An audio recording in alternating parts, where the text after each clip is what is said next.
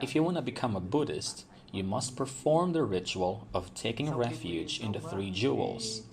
After this initial ritual, monks will instruct you on how to practice the five morals. They are called five precepts in Buddhism. Of the five morals, the first moral is to respect life of both humans and all other beings. I'm talking about sentient beings. Actually, in Buddhism, life of plants should also be respected. Without proper reasons, we shouldn't destroy plants. It means we should treasure the environment. So, this moral in Buddhism is abstaining from taking life, which means the precept of treasuring life of humans and other species. The practice of equality and respect of life of all beings. Observing this precept will help us have a peaceful mind and increase our compassion towards everyone as well as every being. Anyone who has this mind is really good. He will release peaceful energy to the surroundings. This is so precious. It also improves our health. That is the first precept the monks will bestow on you. The second moral is that we must abstain from taking what is not given. It is called thief in English, isn't it? I don't remember many English words. Well, we must abstain from stealing. It also shows the equality and respect for others' property.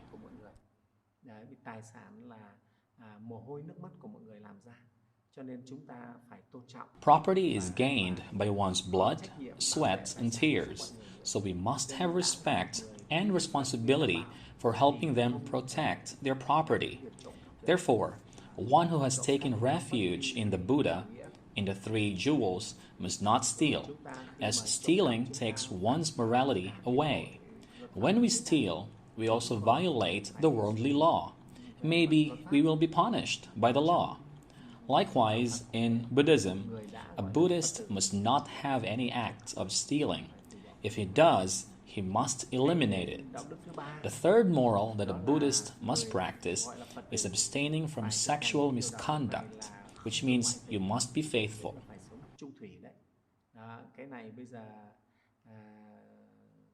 About this matter, I see that in modern society, youngsters seem to have difficulty observing this precept. By the way, I want to say something to our Western friends, that in the West, there were times when the lifestyle was quite practical.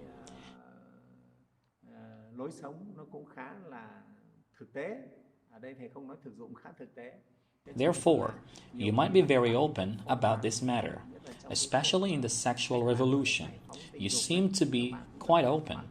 So, it influences observing this precept. But now, it's fortunate that many people in developed Western countries started returning to the values of Eastern people, which are their respect for traditional values such as preserving and treasuring family happiness. We should treasure family happiness. In former stages, people were quite open and indulgent in sexual life.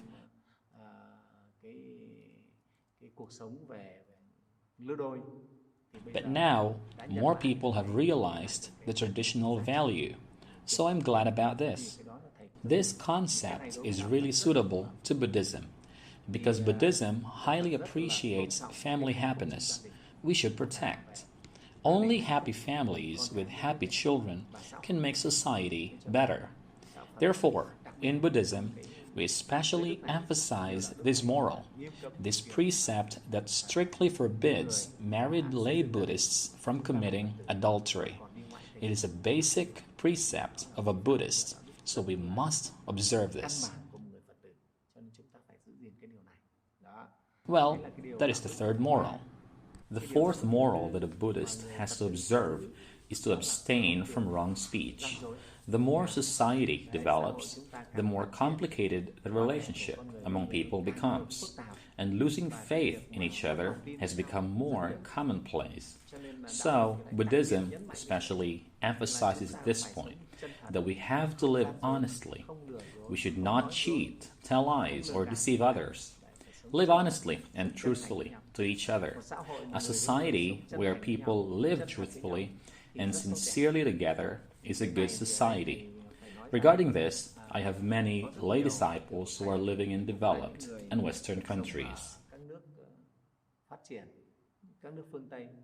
I praise them, and I also admit that Westerners educate children about honesty very well since their childhood. I'm very happy about that. That is praiseworthy. That's about truthfulness. That's what's called in English, right?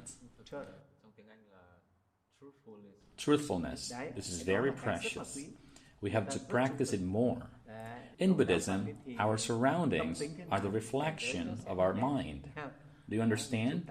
We attract our own surroundings. So Buddhism places a great emphasis on this precept. That is to speak the truth, never telling lies or deceiving others. A Buddhist has to observe this precept. Observing this precept, I think, will bring society great happiness and peace. People will have faith. It's extremely precious because we all know that in a society where people lose their faith in others, there will be no happiness.